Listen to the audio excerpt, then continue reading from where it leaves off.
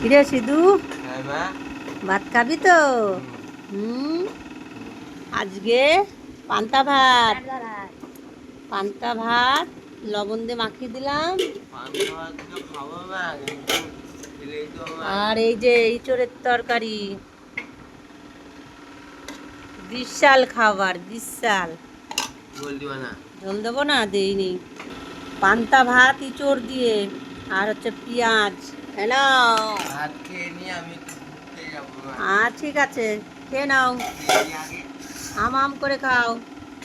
ভাতটা শোন, চামচ দিয়ে মুখে নিবি, আর হচ্ছে পেঁয়াজটা হাত দিয়ে কামড়িয়ে নিবি। হ্যাঁ। ওই একটু ঝোল দাওনি তো? না বাবা, ইঁচড় আমি কালকে ঝোল করিও নি, একদম রসা। খাও, লক্ষ্মী ছেলের মতো খেয়ে নাও হাম হাম করে। কে কে পান্তা ভাত খাবে?